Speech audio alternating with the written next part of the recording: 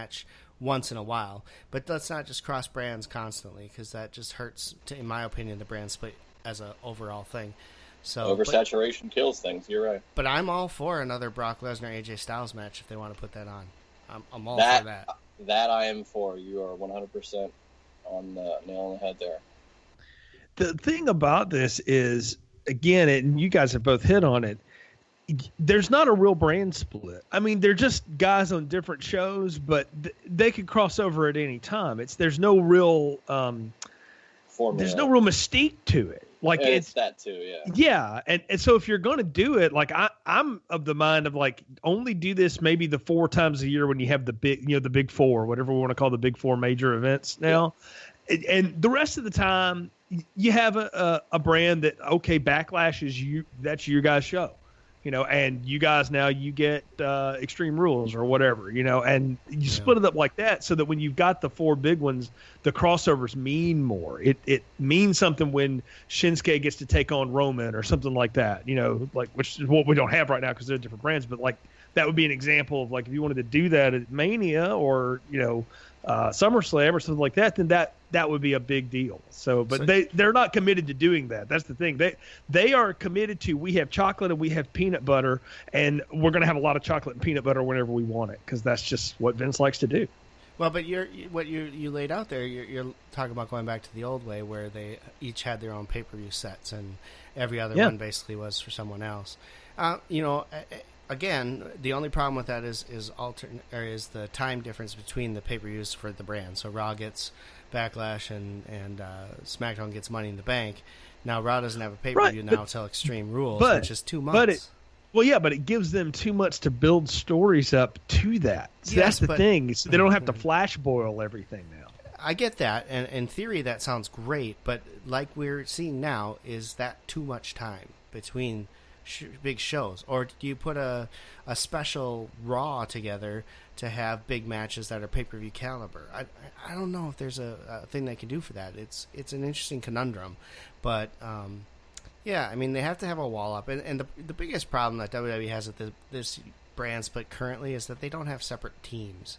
When they did the brand split the first time, they had separate everything. The writers only wrote for their show. They didn't write for both. Right now, it's all still creative cross-branding. So, I don't know. We'll have to wait and see if anything comes of it. But look at it from Vince's point of view, and you're a stockholder, Brian. Why pay double when I can just pay one? I can just pay one idiot to do what I want instead of 2. That's the reality of it. Somebody is a businessman, he's trying to make a little money. So it makes sense. Vince got to get his grandkids the G.I. Joe with the Kung Fu grip, man. Look, he's trying to make some dough. So it makes sense from an economical standpoint, but it could hurt the creative. Because if you're truly keeping these shows separated, now you have to keep 2 mindsets of everything going on Raw and everything going on SmackDown. If you had 2 different people leading that creative part under Stephanie, like they did before, Heyman was leading the SmackDown charge and Gewirtz was leading the Raw charge, you never had a problem with anyone confusing storylines or anything like that. I can just see somehow that getting to be a problem. So what you're saying is you want a Joss running one show and a Marty Noxon running the other show is what you're saying, basically. To go back to our previous life. Yes. So, that's what you're talking about. Because remember the complete, cluster that was season 4 of Buffy and most of season 1 of Angel? That's because it was one guy trying to do 2 things. So correct. So that's why I don't want to see that.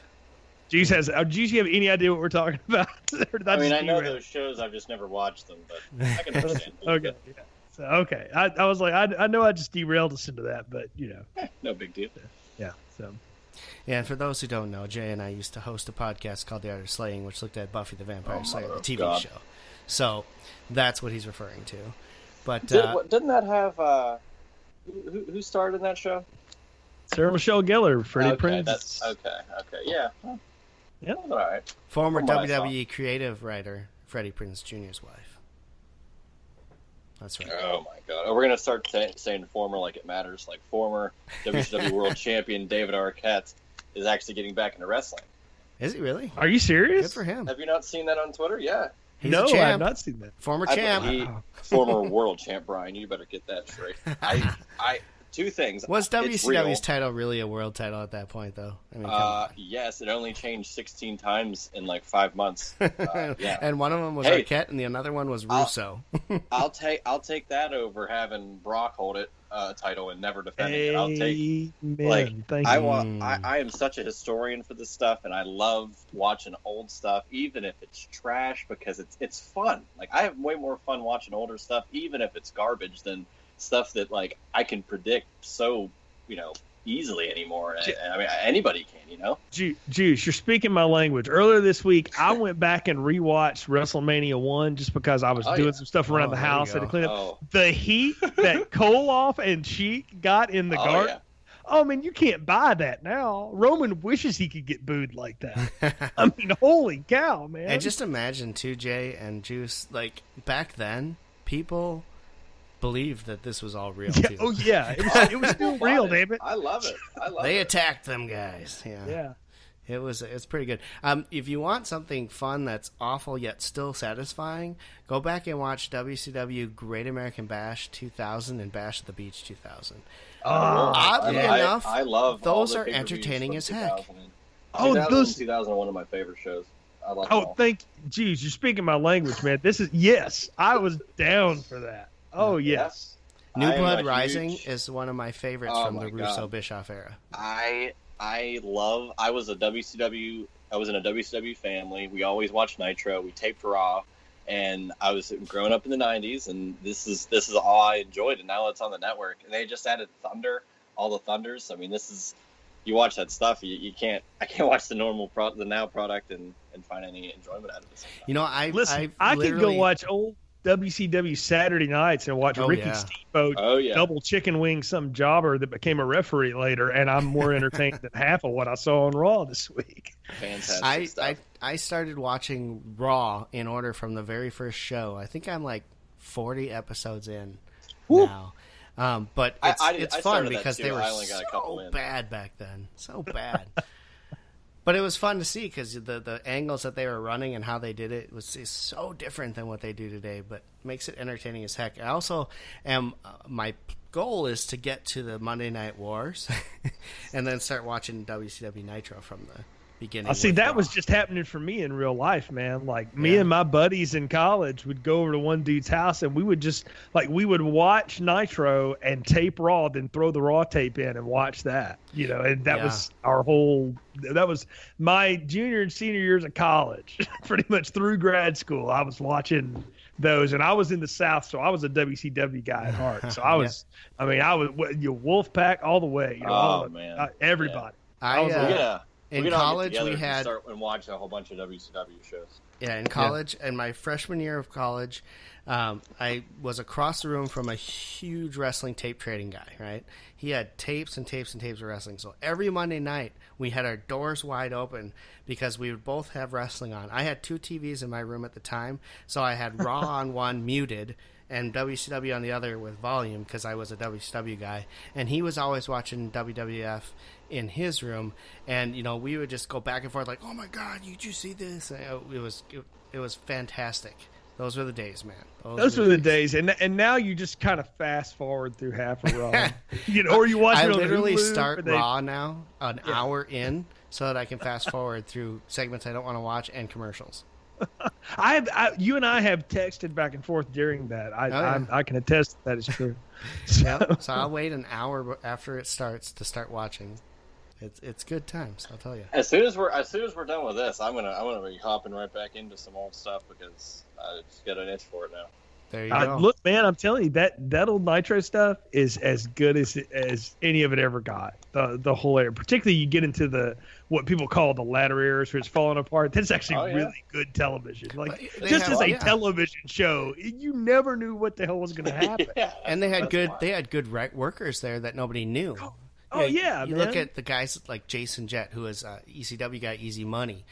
He was working the end of WCW's time. You had AJ Styles and Air Paris were a tag team at the end of WCW. You got so many good names that nobody really knew on there. The only bad part of watching WCW in that time was the Filthy Animals. I hated the Filthy Animals.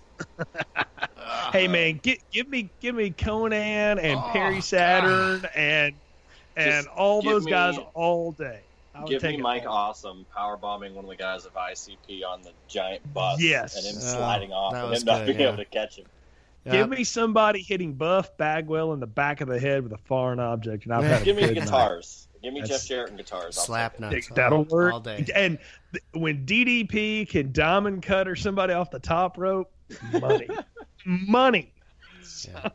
All right, guys, we got about 4 minutes left in the show, and there's one thing I wanted to ask before we go out today, and that is, with the Raw and SmackDown new television deals and coming in 2019, who do you think the WWE should have as the face of their company, and why? And I'm going to start with Jay, since he's our guest. What is your pick? Oh, this is easy, man. Burn it down. Seth Rollins. You can beat him, and him chasing back to the belt or back to whatever is fun. He can carry the torch. He's amazing in the fake fights. He's unbelievable on the mic. He's got charisma for days. Seth. And preferably heel Seth, if I could choose it. But Seth Rollins is the guy I think needs to carry the brand right now. I think that's a great choice. Juice, what do you pick?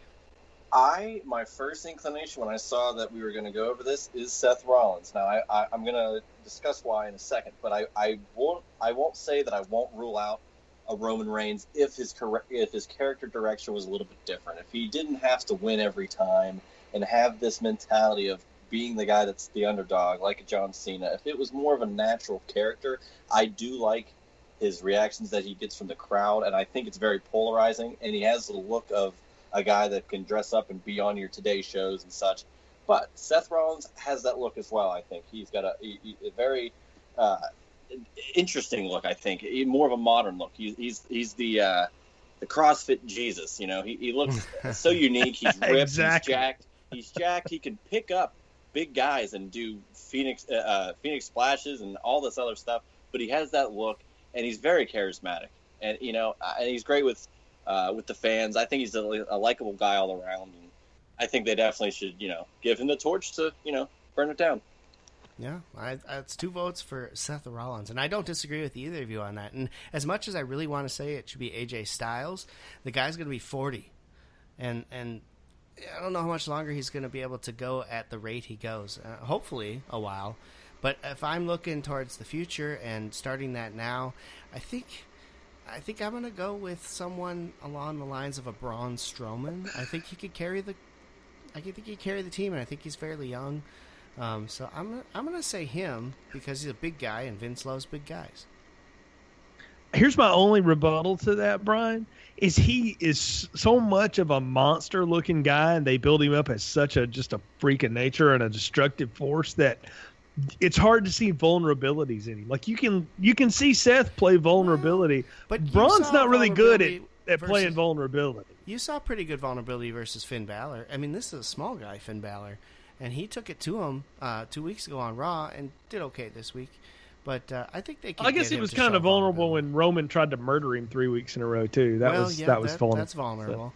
So. But I don't know. I think Braun has a lot more to him than just being this big monster guy. But I think he can work if done right, and I think they're doing it right now. So I think he could be a star in the long term. I do like Seth Rollins, though, and I think that's a great pick to do as the face because he can work. He's got good mic skills, and he's got everything you need to be a star in this business. So the only problem with him is possible injury issues. So other than that, yeah, I agree. All right, guys, that's going to do it for this week because we are desperately out of time, as Tony Schiavone would say. We're out of time. We have to go. But that was good, Brian. Thank you. That was pretty good. Next week, I'm not sure what we're going to talk about yet because I haven't really picked a topic, but we'll talk about something good, and I'm sure something will break that we can discuss as well. So I'm Brian Thomas, and you can find me on the Twitter at BrianThomas878. You can find Juice on the Twitter at JuicySteen. And Jay, our guest, you can find on the Twitter at TheJ1976 as well. So if you want to follow any of us, do that. That'd be awesome. Thank you for listening. We'll be back next week. Until then, sayonara.